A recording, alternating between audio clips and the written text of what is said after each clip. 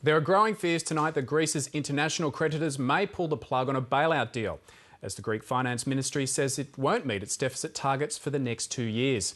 For the latest, we're joined from London by our Europe correspondent, Philip Williams.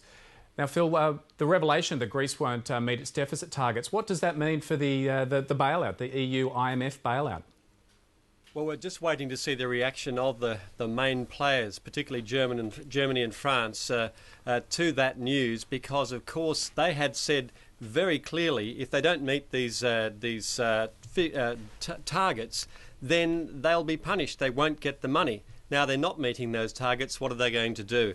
I strongly suspect that they will give them the €8 billion for the next tranche anyway, because otherwise they'll be in default, and that's what they want to try and avoid at all costs. So even though they've talked tough up till now, the reality, I think, is that they'll probably get the money anyway. And the Greek draft budget also delivers some bad news on the GDP.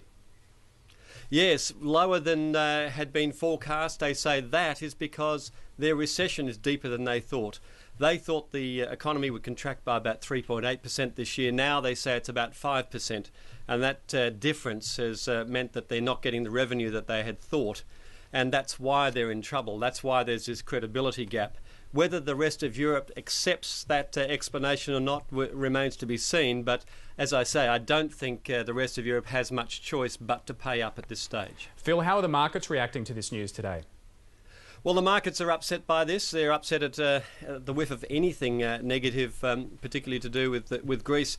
They were down 2 or 3% early. They've come back a little bit. London's now about 1.5% down. Germany and France about 2 to 2.5% down. So not a violent reaction. It's in line with what's happened in Asia. But again, not encouraging news when you add that to similarly poor results in the last trading day on Friday. It's adding up to about 5% down. So yes, the signs are not good. And Phil, the Greek financial crisis is having some political ramifications for where you are in the UK. Yes, absolutely. The Eurosceptics are having a field day. They've said all along we should never have been a part of this European experiment, and now we want out. And there's a petition being presented with 100,000 signatures. That means there'll be a debate in the Parliament about it. That automatically triggers that debate. That'll happen before Christmas. Now, it's not binding. Any vote would not be binding anyway. The government is against pulling out of the EU, but what they have said is we want to make some modifications. We want to reef back some of the powers that were given away early. But we don't want to leave it all together. So there is that little power struggle coming up now. I suspect the Eurosceptics won't win it, but they'll certainly embarrass the government. Phil Williams, we'll leave it there. Thanks for talking to us. Thanks, Steve.